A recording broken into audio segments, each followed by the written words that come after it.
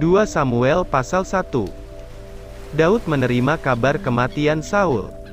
Ayat 1, setelah Saul mati, dan ketika Daud kembali sesudah memukul kala orang Amalek, dan tinggal 2 hari di Ziklag. Maka datanglah pada hari ketiga seorang dari tentara, dari pihak Saul, dengan pakaian terkoyak-koyak dan tanah di atas kepala. Ketika ia sampai kepada Daud, sujudlah ia ke tanah dan menyembah.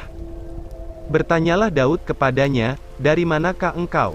Jawabnya kepadanya, "Aku lolos dari tentara Israel." Bertanyalah pula Daud kepadanya, "Apakah yang terjadi? Coba ceritakan kepadaku." Jawabnya, "Rakyat telah melarikan diri dari pertempuran, bukan saja banyak dari rakyat yang gugur dan mati, tetapi Saul dan Yonatan anaknya, juga sudah mati." Lalu Daud berkata kepada orang muda yang membawa kabar kepadanya itu, "Bagaimana kau ketahui bahwa Saul dan Yonatan anaknya sudah mati?" Orang muda yang membawa kabar kepadanya itu berkata, "Kebetulan aku ada di pegunungan Gilboa." Maka tampaklah Saul bertelekan pada tombaknya, sedang kereta-kereta dan orang-orang berkuda mengejarnya. Ketika menoleh ke belakang, ia melihat aku, lalu memanggil aku, dan aku berkata, "Ya Tuanku." Ia bertanya kepadaku, "Siapakah engkau?" Jawabku kepadanya, "Aku seorang Amalek." Lalu katanya kepadaku, "Datanglah kemari dan bunuhlah aku, sebab kekejangan telah menyerang aku, tetapi aku masih bernyawa." Aku datang ke dekatnya dan membunuh dia, sebab aku tahu, ia tidak dapat hidup terus setelah jatuh. Aku mengambil jejamang yang ada di kepalanya, dan gelang yang ada pada lengannya, dan inilah dia kubawa kepada tuanku. Lalu Daud memegang pakaiannya dan mengoyakkannya, dan semua orang yang bersama-sama dengan dia berbuat demikian juga. Dan mereka meratap, menangis dan berpuasa sampai matahari terbenam karena Saul, karena Yonatan anaknya, karena umat Tuhan dan karena kaum Israel, sebab mereka telah gugur oleh pedang. Kemudian bertanyalah Daud kepada orang muda yang membawa kabar itu kepadanya, "Asalmu dari mana?" Jawabnya, "Aku ini anak perantau, orang Amalek."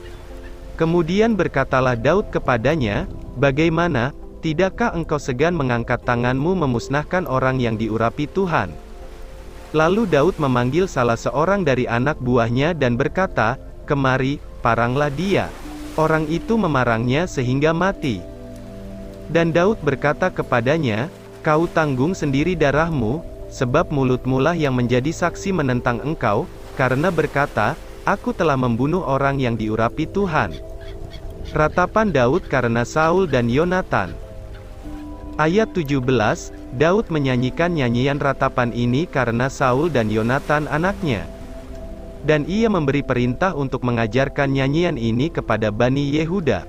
Itu ada tertulis dalam kitab orang jujur. "Kepermayanmu hai Israel, mati terbunuh di bukit-bukitmu, betapa gugur para pahlawan.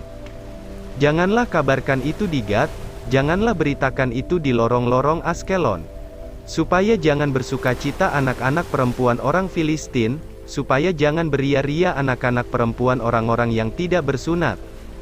Hai gunung-gunung di Gilboa, jangan ada embun, jangan ada hujan di atas kamu, hai padang-padang pembawa kematian, sebab di sanalah perisai para pahlawan dilumuri, perisai Saul yang tidak diurapi dengan minyak.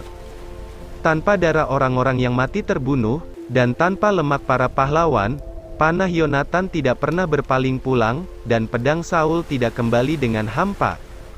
Saul dan Yonatan, orang-orang yang dicintai dan yang ramah, dalam hidup dan matinya tidak terpisah. Mereka lebih cepat dari burung raja wali, mereka lebih kuat dari singa. Hai anak-anak perempuan Israel, menangislah karena Saul, yang mendandani kamu dengan pakaian mewah dari kain kirmizi, yang menyematkan perhiasan emas pada pakaianmu. Betapa gugur para pahlawan di tengah-tengah pertempuran, Yonatan mati terbunuh di bukit-bukitmu. Merasa susah aku karena engkau, saudaraku Yonatan, engkau sangat ramah kepadaku. Bagiku cintamu lebih ajaib daripada cinta perempuan. Betapa gugur para pahlawan dan musnah senjata-senjata perang.